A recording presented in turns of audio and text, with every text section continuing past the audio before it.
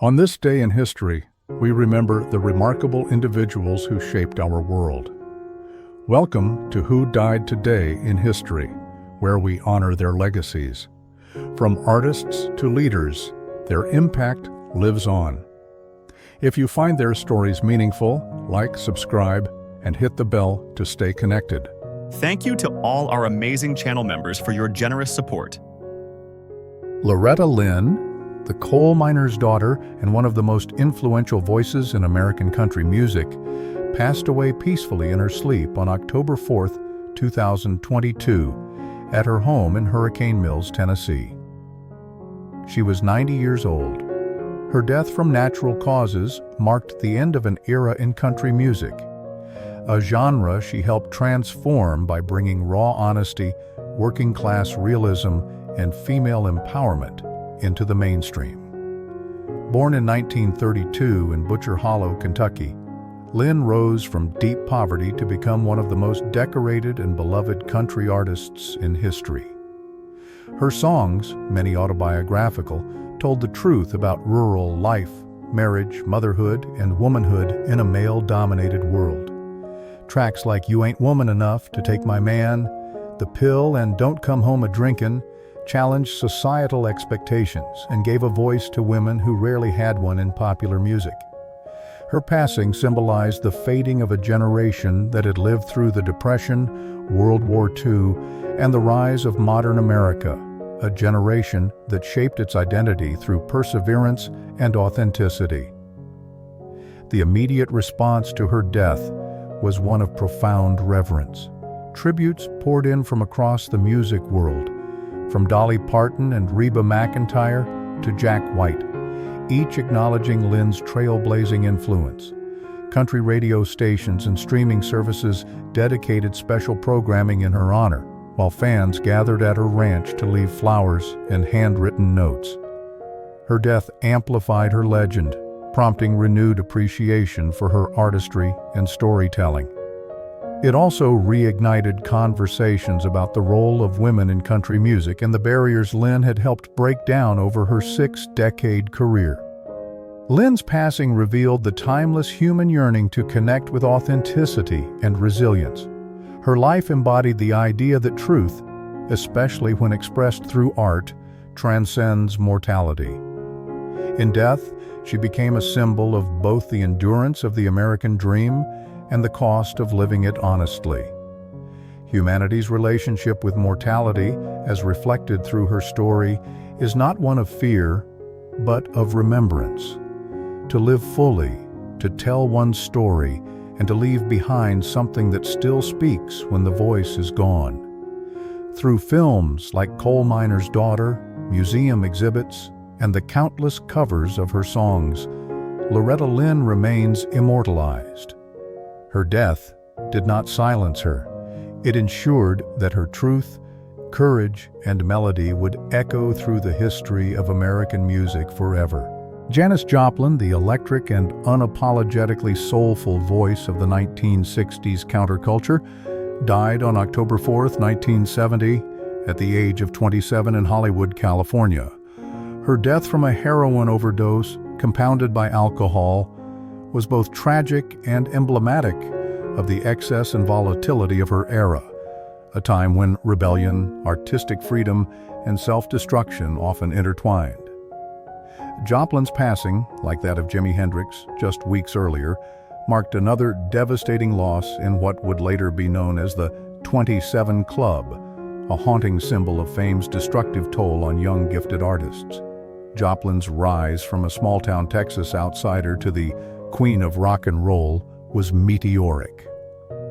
With her raspy voice and emotionally raw performances, she shattered stereotypes of what a woman in rock could be.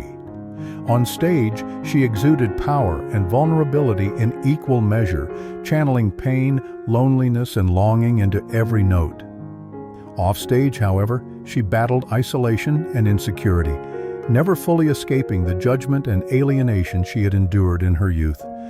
Her death was not just a personal tragedy, but also a reflection of the darker side of the 1960s dream, a time when the pursuit of liberation often collided with addiction and self-destruction.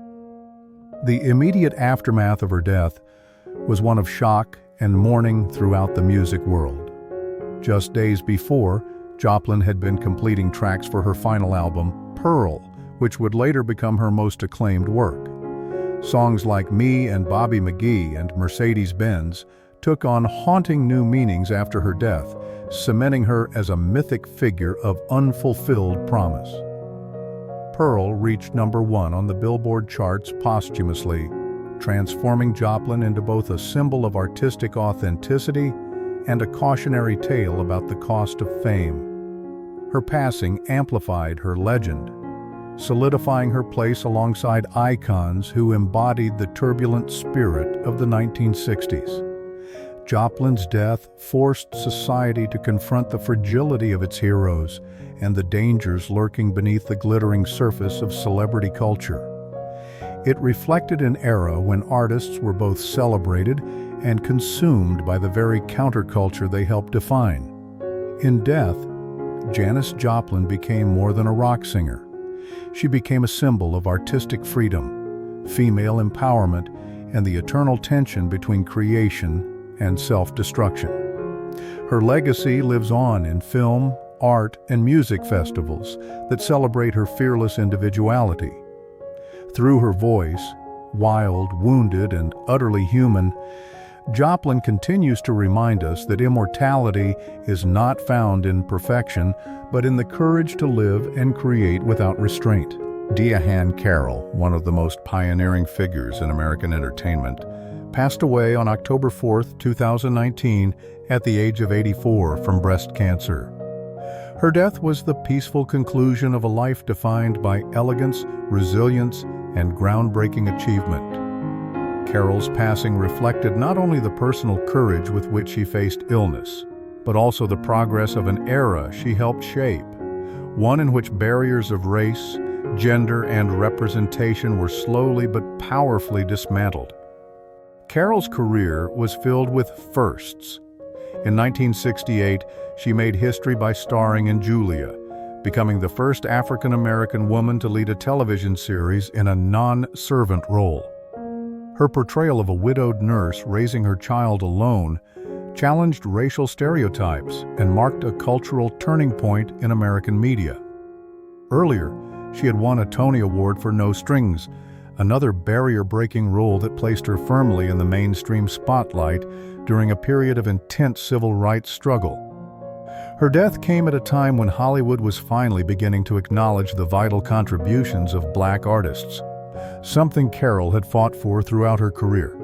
It reignited reflection on her legacy as a performer who demanded dignity in an industry often unwilling to offer it. The news of her passing prompted tributes from across generations, with actors and activists recognizing her as a trailblazer whose grace and determination changed the entertainment landscape.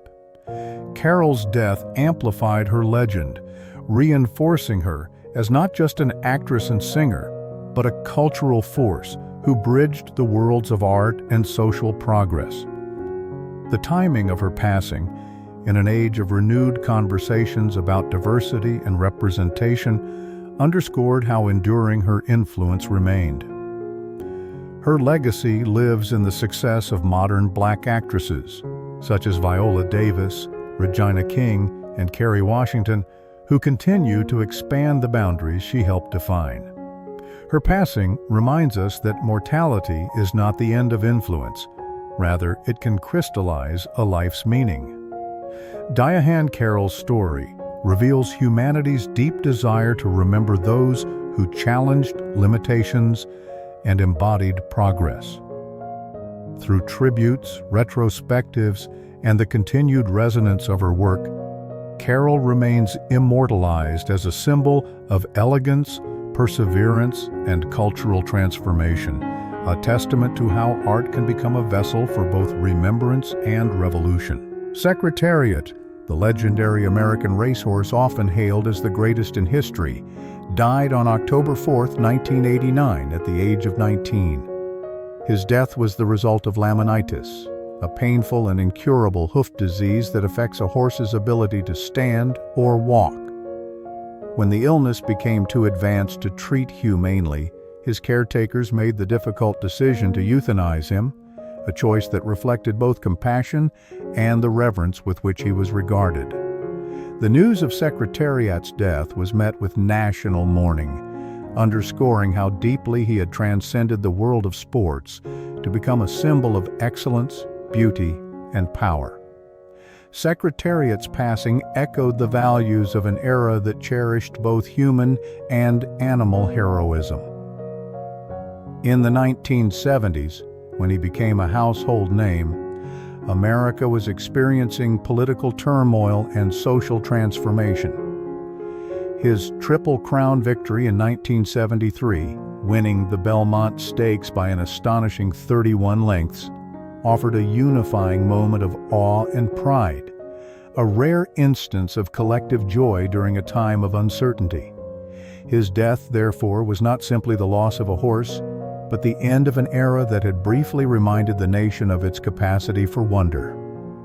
The immediate aftermath of Secretariat's death was marked by tributes across the media and the racing community. He was buried whole, an honor reserved for only the most exceptional horses, at Claiborne Farm in Kentucky.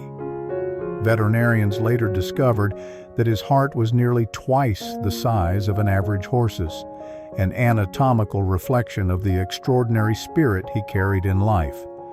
Secretariat's death amplified his legend, transforming him from a sports icon into a mythic figure. His story continues to inspire films, books, and art, serving as a timeless metaphor for grace, determination, and greatness against all odds. The reverence for Secretariat reveals humanity's fascination with transcending physical limits, how even in animals we seek reflections of our highest aspirations. In remembering Secretariat, we are reminded that immortality is not confined to human achievement. Through art, storytelling, and commemoration, we keep alive the memory of those rare beings, human or otherwise, whose excellence becomes eternal. Secretariat's thundering strides continue to echo, not just on racetracks, but in the collective memory of all who believe in greatness. Sir Norman Wisdom, one of Britain's most beloved comic actors, passed away on October 4, 2010, at the age of 95. His death was from natural causes after several years of declining health, including a battle with vascular dementia. Wisdom's passing marked the end of an era of classic British comedy, one defined by slapstick humor, innocence, and the celebration of the underdog. His death was met with widespread mourning in the United Kingdom and beyond, as generations reflected on how his unique blend of physical comedy and heartfelt sincerity had shaped post-war British entertainment. Wisdom's comedic persona, the bumbling but big-hearted Norman Pitkin, resonated deeply with audiences in the 1950s and 1960s, an era when Britain was recovering from the devastation of World War II. His character embodied optimism, humility, and resilience, the very traits the British public aspired to during a time of austerity and rebuilding. That Wisdom lived a long and humble life, far from the excesses of celebrity culture, reflected the working-class values that had defined his comedy. His peaceful passing, after decades of laughter, felt emblematic of a generation whose humor was rooted in endurance rather than cynicism. The immediate response to Wisdom's death was an outpouring of affection from fans, fellow comedians, and even political leaders. Tributes highlighted not only his skill as a performer, but also his kindness and humanity. In a particularly striking testament to his universal appeal, tributes poured in from Albania, where his films had achieved cult status during the communist era, one of the few Western entertainers whose work was permitted there. This unexpected legacy underscored how his comedy transcended political and cultural barriers. Wisdom's death amplified his legend as a symbol of laughter in hardship. His performances remain a touchstone in British cultural memory, representing an age when comedy was simple, sincere, and deeply human.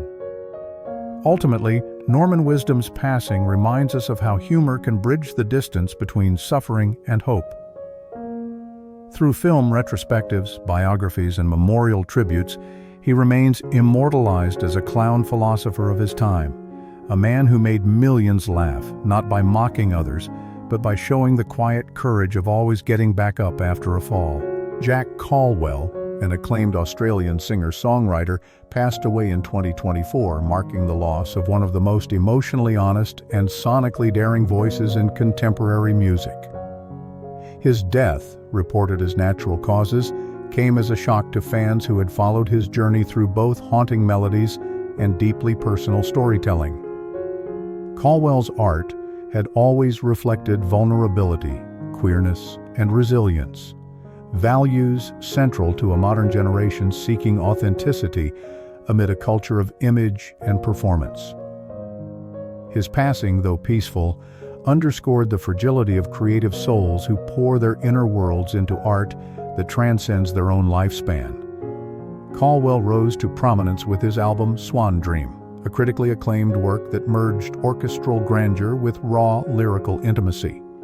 His collaborations with artists like Sarah Blasko and Patrick Wolf revealed an artist unafraid to blend beauty and melancholy, a signature of his era's evolving art scene where emotional transparency became a form of rebellion.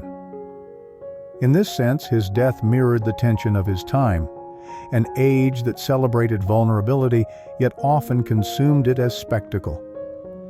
His artistry stood as a quiet resistance to that dynamic, insisting that emotional truth was not a brand, but a legacy.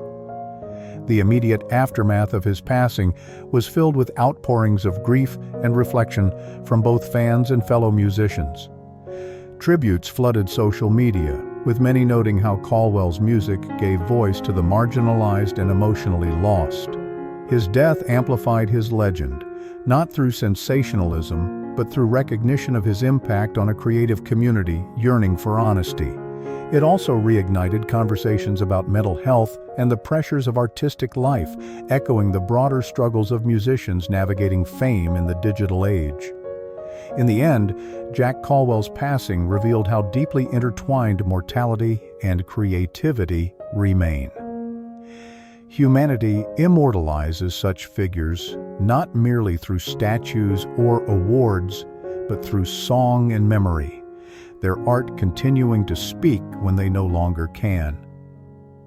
In Caldwell's case, his music endures as both confession and comfort, a reminder that while the artist's voice may fall silent, the echoes of their truth resonate far beyond the boundaries of life. Rembrandt van Rijn, one of history's greatest painters and masters of light, died in Amsterdam on October 4, 1669, at the age of 63.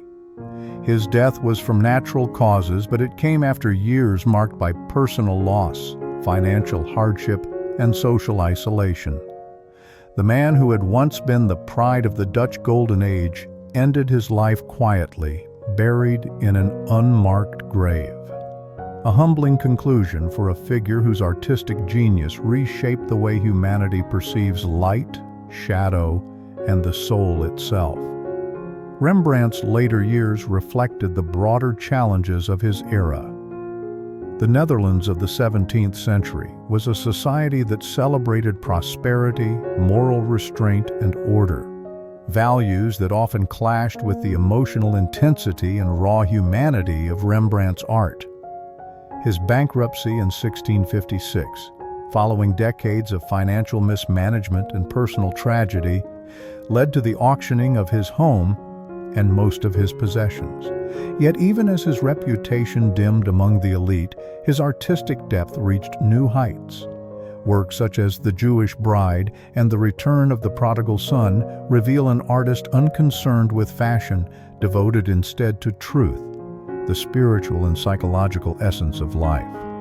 The immediate aftermath of Rembrandt's death was subdued. His once prestigious name had faded from prominence, and he was buried in Amsterdam's Westerkerk in a rented grave, later reused. But time would reverse that neglect. In the centuries that followed, the world rediscovered his genius, recognizing him as a pioneer who had bridged realism and emotion, intellect and empathy. His death, once a quiet end, became part of a larger legend, the misunderstood genius, whose art outlived both fame and misfortune. Rembrandt's passing speaks profoundly to humanity's relationship with mortality and memory. In life, he captured the fleeting fragility of human experience. In death, his art ensured immortality.